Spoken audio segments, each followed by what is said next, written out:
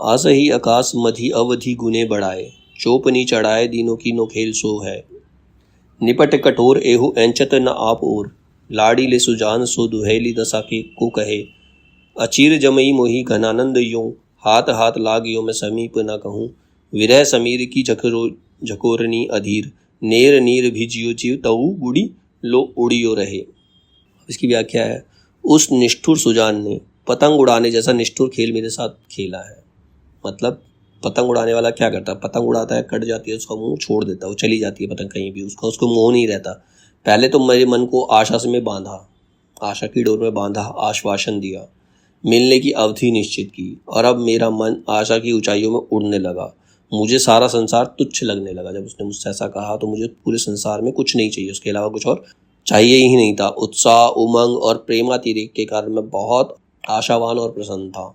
मतलब वो आकाशीय ऊंचाइयों में उड़ने लगा कि उसे उसी प्रेमिका मिल गई है। पर अब उसने निष्ठा पूर्वक आचरण कर मेरी सारी आशाओं को धूल में मिला दिया है। उसके लिए यह कीड़ा भले ही हो, उसके लिए तो ये खेल है, पर इससे मेरे प्राण तो संकट में पड़ गए हैं। उसका यह मजाक बड़ा कठोर है। सुजान, मैं प्रेम की डोर ढीली छोड़ी, मिलन की अवधि बढ़ाती गई। पहले तो उसने प्रेम की डोर को ढीला छोड़ा, मिलने की अवधि बढ़ाती गई, प्रॉमिस करती गई, आशा देती रही, और मेरा मन आशा के आकाश में फूला फूला विचरण करता रहा। उसने आशा बंधाकर पता नहीं अपना कठोर आचरण अपना लिया। पहले तो आशा बंधाई और फिर बाद में उस आशा को तोड़ दिया, जिसके परिणाम स्वरूप वह मेरे मन को और मुझे अपनी ओर आने का अवसर नहीं देते। मैं उसके दर्शन नहीं कर पाता, स्पर्श सुख से भी वंचित हूँ। मैं ना तो उसे देख पाता हूँ, ना उसे स्पर्श कर पाता हूँ। अपने इस दुख को, उसके कठोर व्यवहार से उत्पन्न वेदना को किससे कहूँ। अब उसने जो मेरे साथ किया वो मैं किससे कह सकता हूँ। निर्मोही तक अपनी वेदना का संदेश जो है वो कैसे पहुँचाऊँ। अगर उसके पास संदेश पहुँचा भी तो वो समझना नहीं चाहेगी। आश्चर्य तो यह है कि मेरा मन रूपी पतंग उसके हाथों में है। मेरा जो मन है एक पतंग के समान है, सिर्फ उसके हाथों में, जैसे वो चलाएगी वैसे चलेगा, अर्थात मैं उसके वशीभूत हूँ।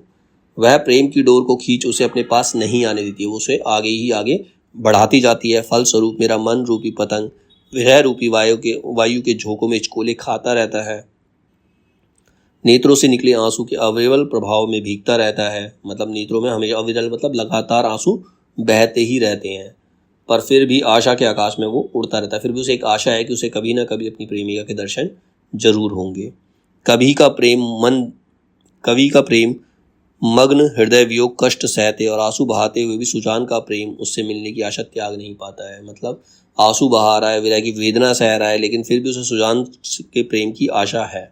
उससे मिलने की आशा वो त्याग नहीं पाता और उसके चारों ओर ही मंडराता रहता है। उसे कुछ और मतलब उसको छोड़कर कहीं और जाना भी वो नहीं चाहता है।